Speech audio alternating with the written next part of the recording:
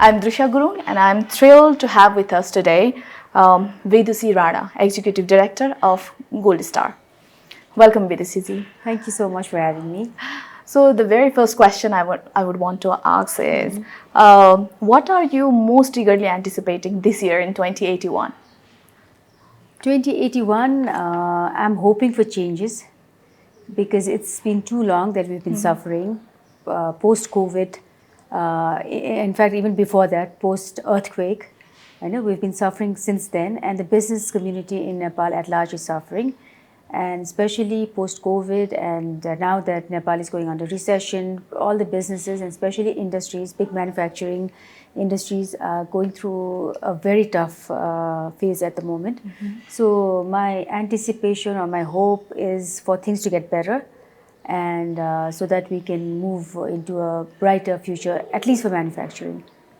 Is there any particular aspect that you have been working since 2080 that you are looking forward to in 2081? So for me now, for the past 2 years, what I've been working for is external affairs.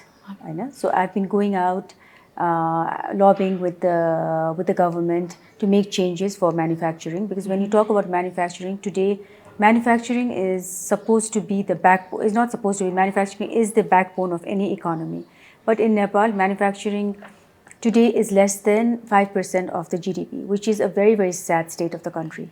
So if there's no manufacturing, then the countries won't prosper. Today, Nepal is only dependent on remittance, right? People are going out of the country, they're working hard, they're sending the money back. And on the other hand, in Nepal, what we are encouraging, the government and everybody is encouraging traders who bring things from outside.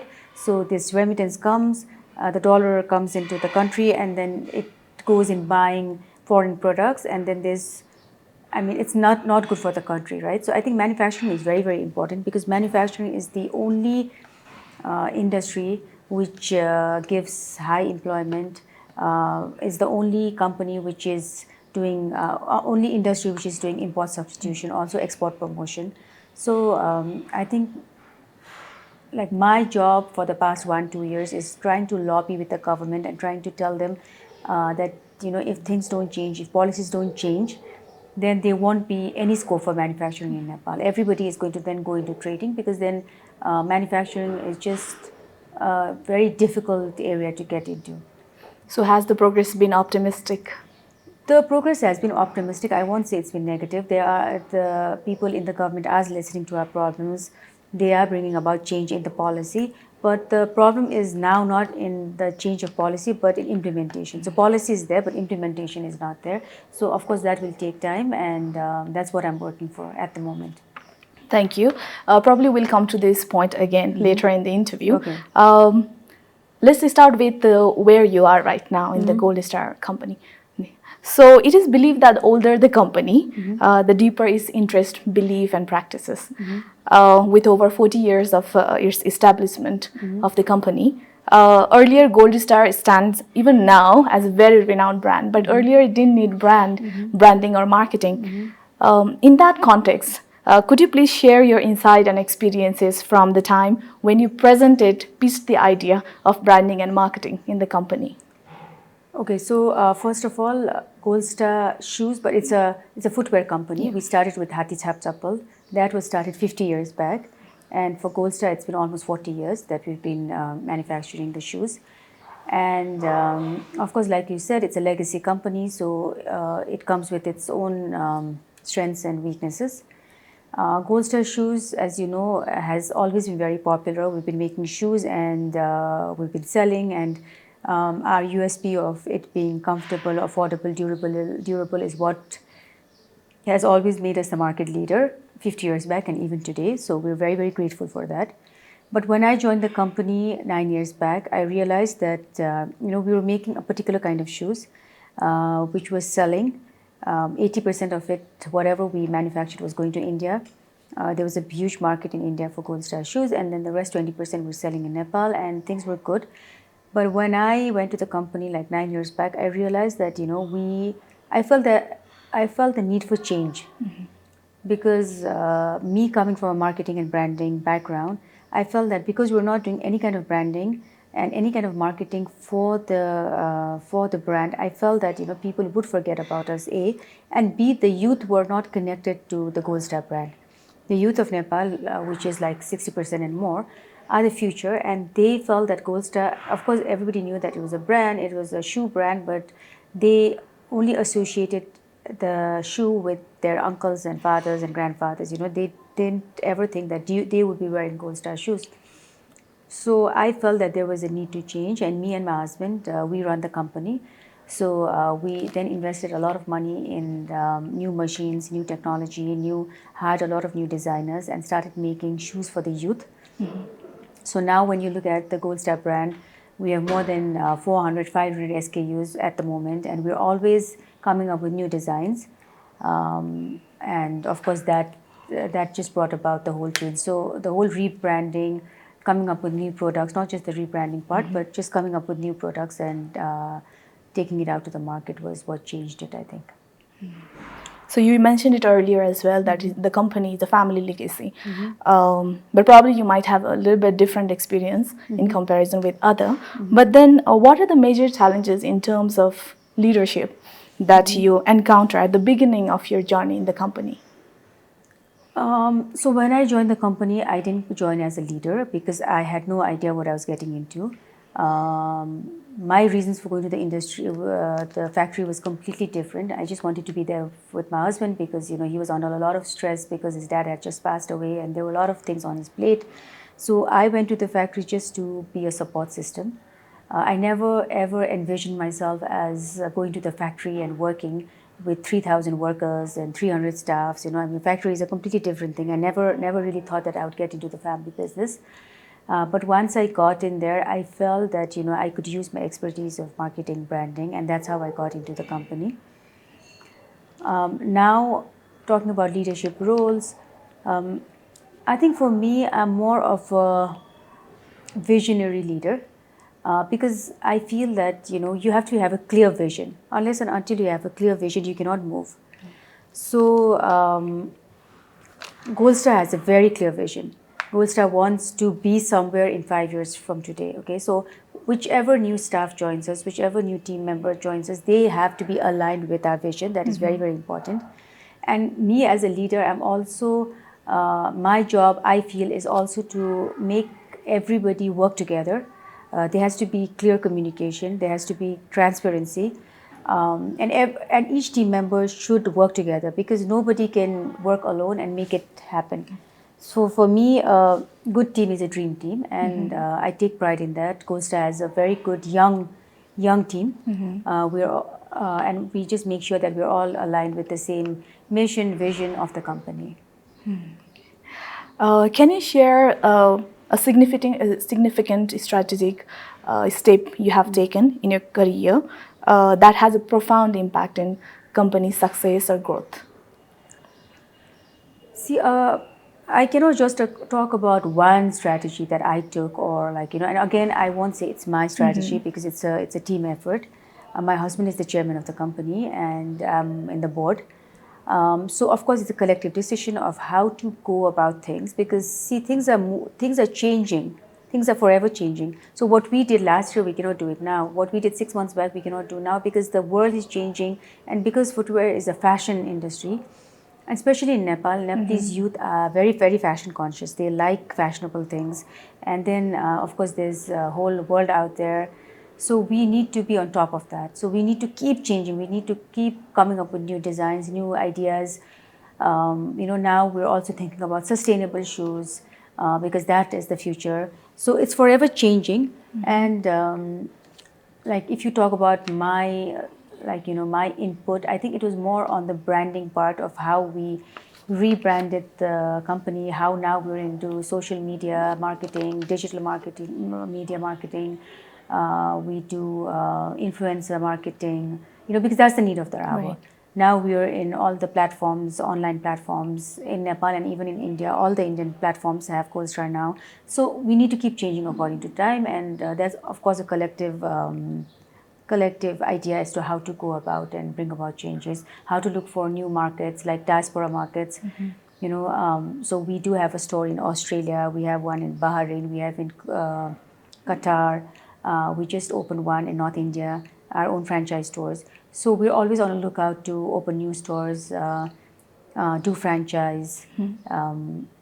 So yeah, it's just forever, like, ongoing process. It's not one idea that you do and then try to bring about changes. Very insightful. Thank you. So you just mentioned that you perceive yourself as a visionary leader.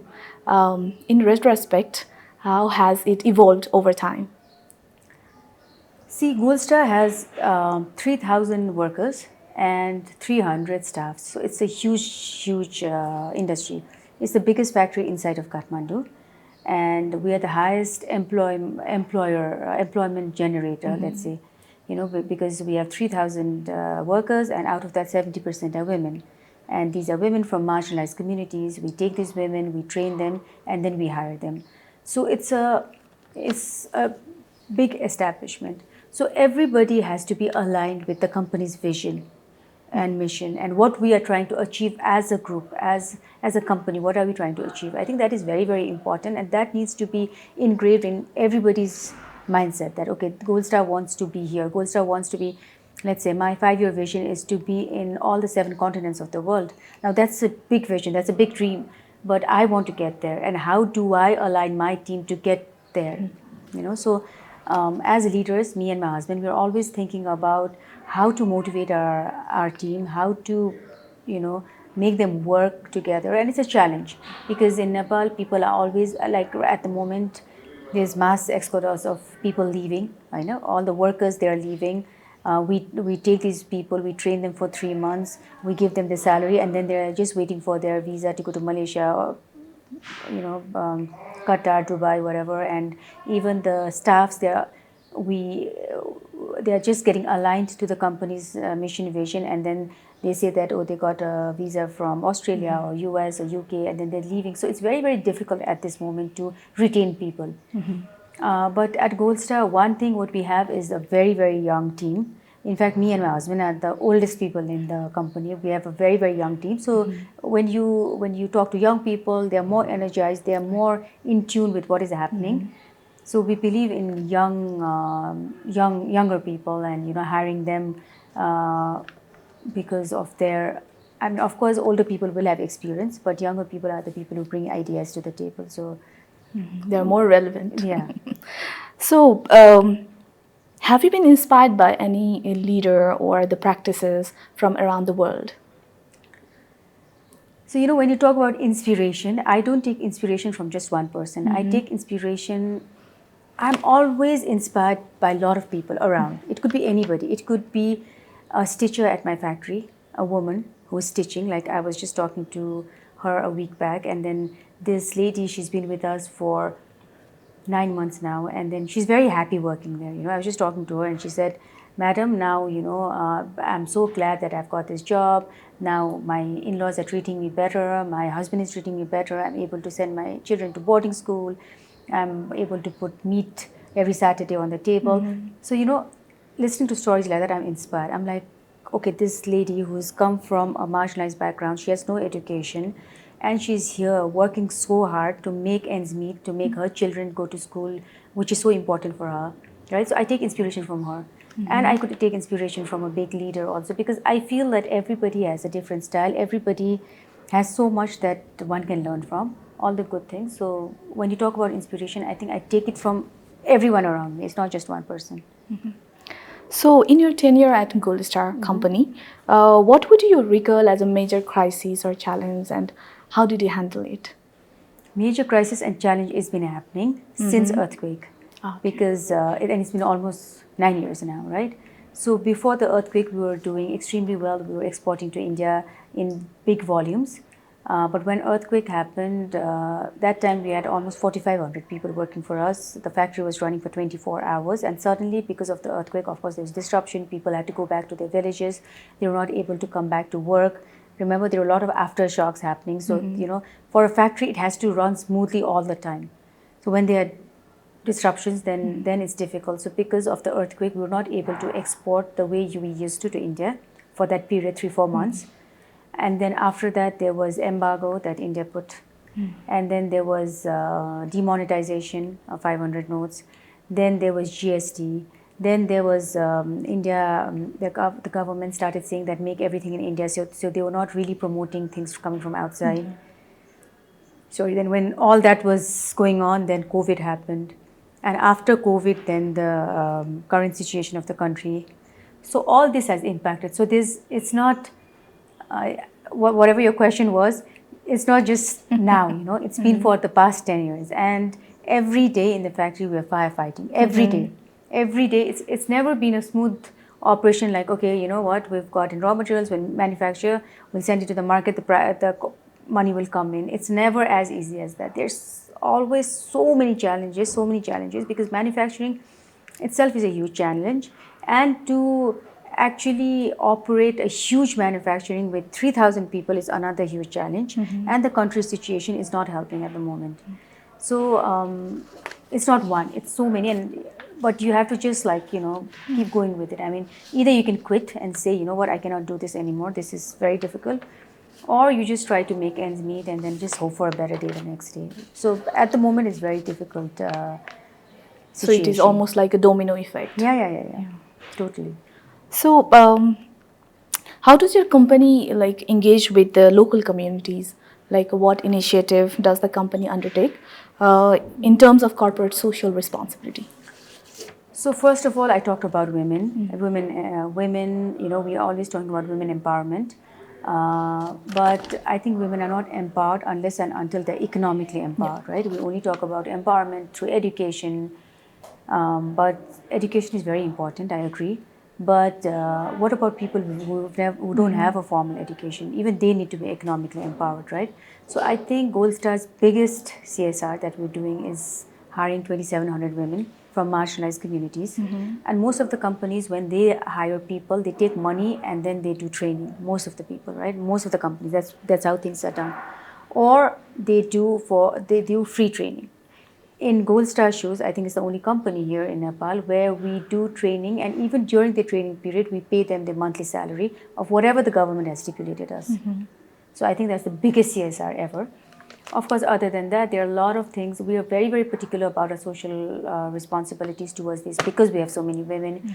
All the social norms are there. Like when they're pregnant, they get easier jobs. When they have their babies, they get 3.5 months of maternity leave. When they come back to work, there's a creche next to our factory in Balaji where they can keep their children. Their health is all taken care of. There's insurance. So we take very good care of our people, and that's why they're very happy and they don't want to leave, and they've been there's so many of our workers who've been with us for 30 years now, and they're very happy. And I think happy people make a happy company. And other than that, of course, we engage in a lot of CSR activities like giving to schools, we give shoes to, like last time when there was an earthquake at Bajura, we gave 10,000 pair of shoes. So we give shoes to underprivileged children, these schools, orphanages. So there are a lot of things that we do CSR-wise. And then we also engage in a lot of these sports programs for underprivileged schools and colleges. So I think there are a lot of things that we do, whatever we can and wherever we are able to. It seems like your company is more accommodating in terms of policy to really include all the women and to really empower inclusive. it. It's not just women, even people from marginalized communities, others also, So we make sure that we include everybody. We're inclusive, of course. And you rightly mentioned that very limited, like maybe around 36% in the Nepal, women have access to finances. Right. Now, coming back to more on how to support entrepreneurship journey of these women, what initiative or strategies do you believe are critical for empowering and supporting women who are really aspiring to become an entrepreneur? First of all, I feel that entrepreneurs are just different. They are just different genre of people. And I wouldn't even call myself an entrepreneur because I just went to a family business and I'm looking after what is there.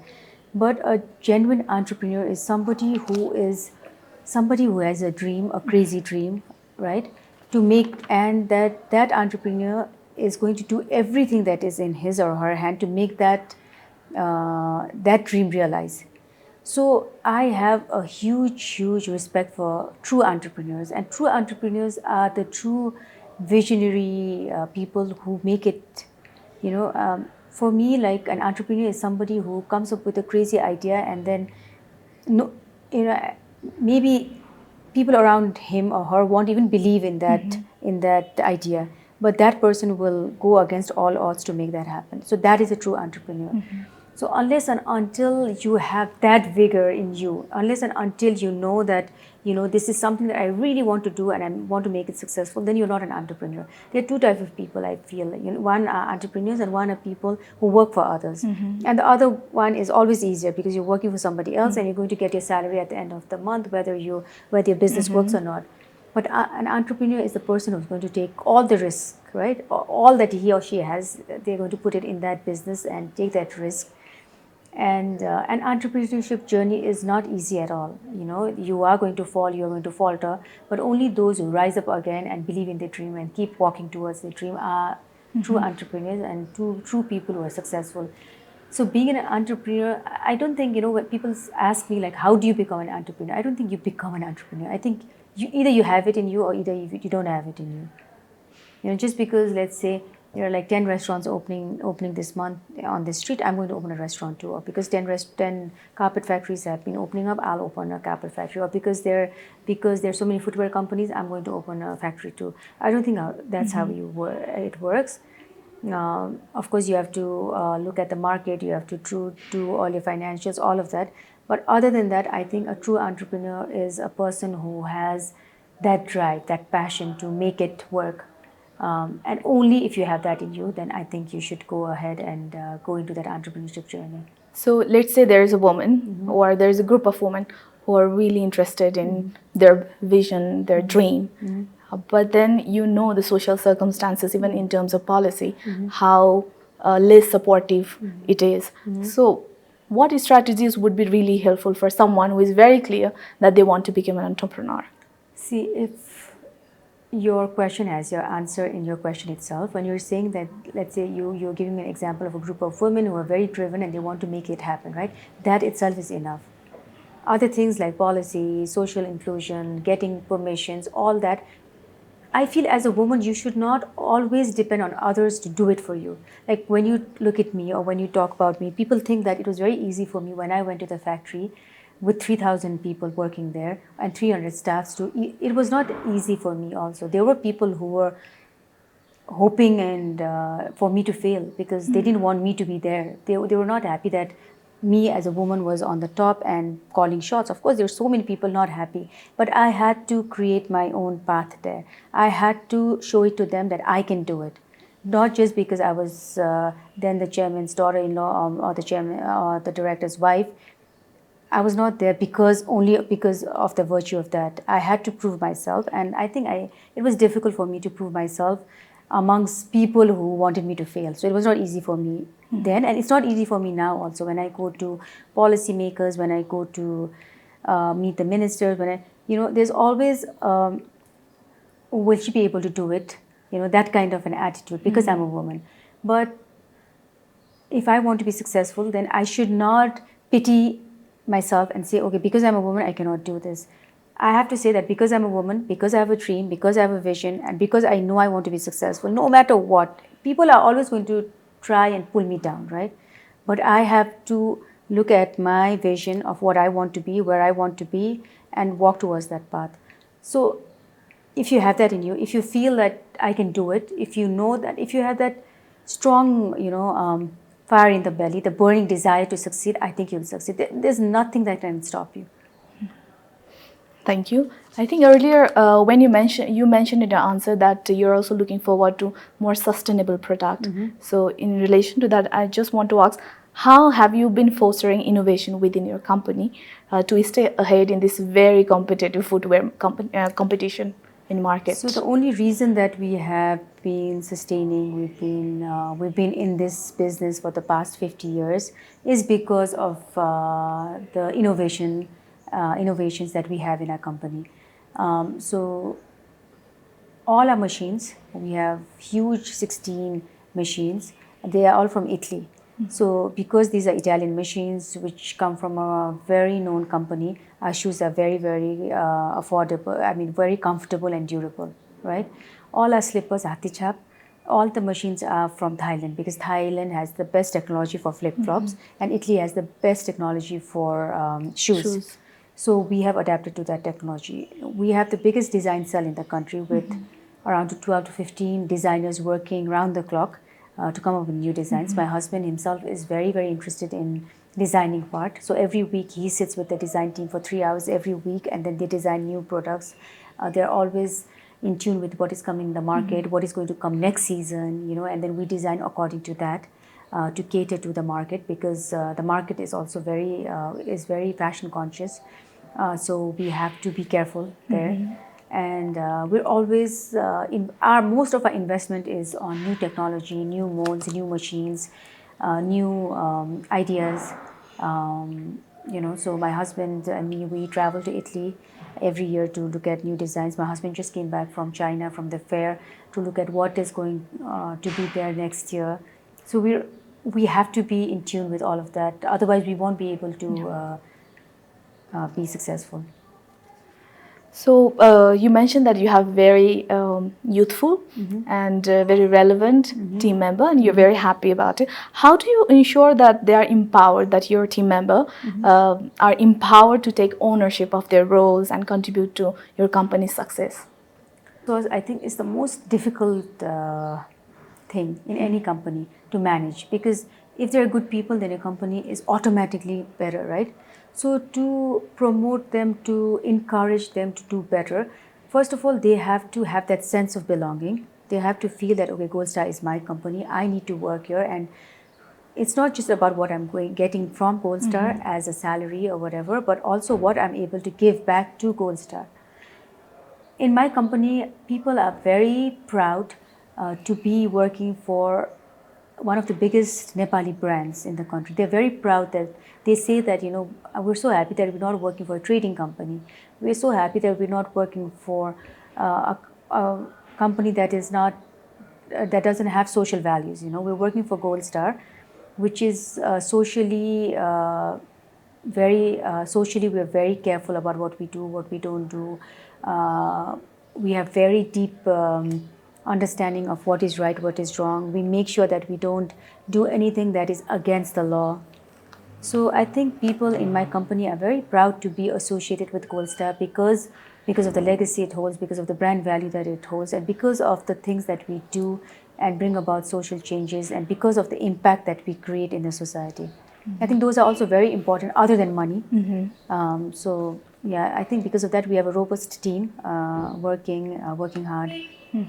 I was coming back to that, to where I just wanted to know about your impact beyond the financial profits you make. But I think you did mention in earlier answers. Impact, even I would also want to add on impact. We are adhering to the ESG norms of environmental, social, government roles. Like in Goldstar, we don't have any wastage.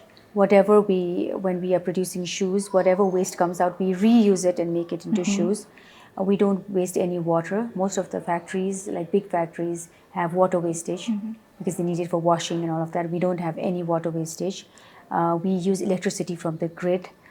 We have a huge Bhairava factory coming up where we're using all the electricity from solar panels. We don't have any child labor. We make sure that the women are well treated. We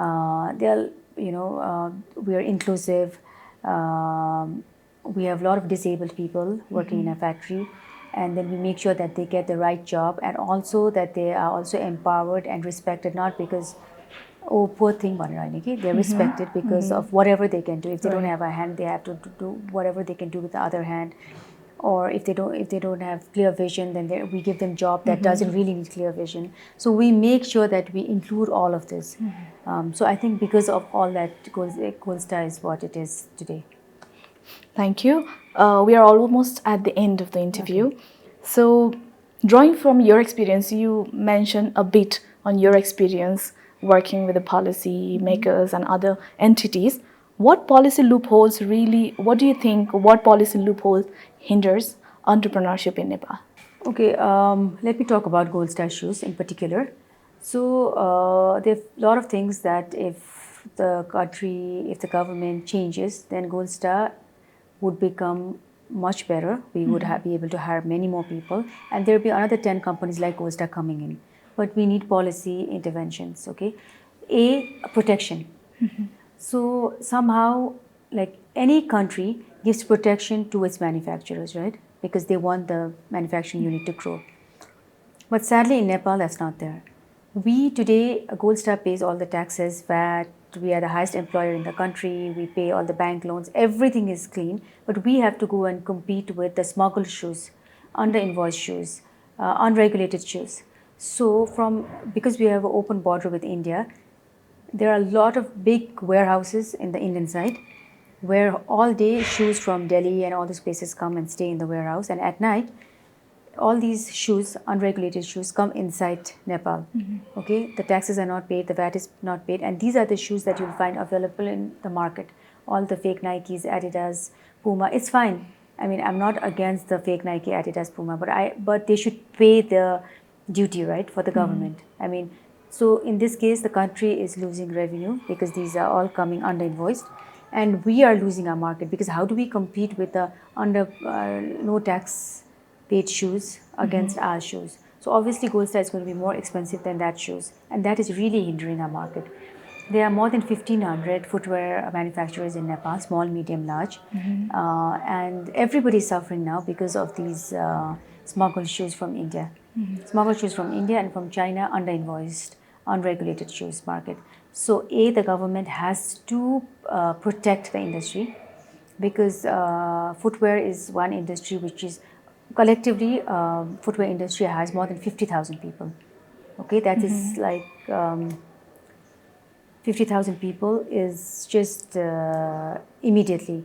But other than that, it's a whole ecosystem, you know. When you talk about 50,000 people, what about raw material providers, distributors, wholesalers, retailers, small shop owners, logistic partners? So when you talk about informal sector that the footwear is supporting, it'll be more than 3 lakh people. So I think the government has to recognize that, recognize that footwear is a big industry and it needs support. So we need protection, Second thing that I've been telling everybody is, so in Nepal, both trading and manufacturing has the same bank interest rate. I've been going to the government and trying with lobbying, saying that there has to be 2 interest rates, and for manufacturing it should be less than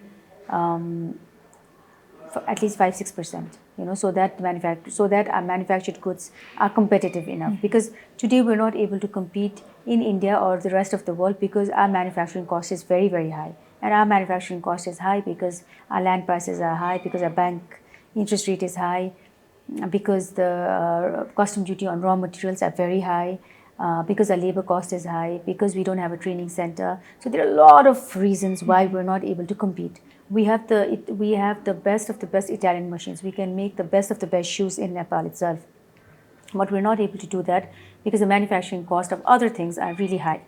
So if these things can be looked into, for manufacturing at least, I think it's good for the government, it's good for the revenue collection of the government, and it's good for people like us who want to do something and stay in Nepal, and it's good for all those workers who are leaving the comfort of their homes and going and working in 50 degrees. They can at least stay back in Nepal and work in the comfort of, around their loved ones.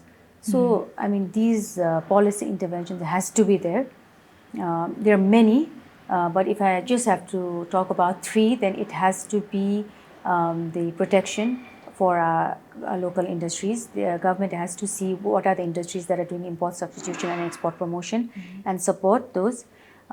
Decrease the custom duty on raw materials for manufacturing. For trading, it can be different, but for manufacturing, it has to be different. And the interest rate has to be a lower single digit for manufacturing. If these 3 things can be controlled, then I think we'll be competitive and we can again start exporting the way we used to in the past.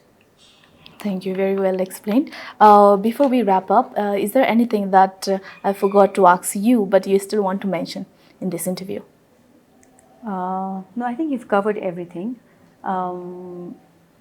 But because you say that this is for the Nepali diaspora and for the young people, the only thing that I'd like to tell these young people are like, they are the future of this country.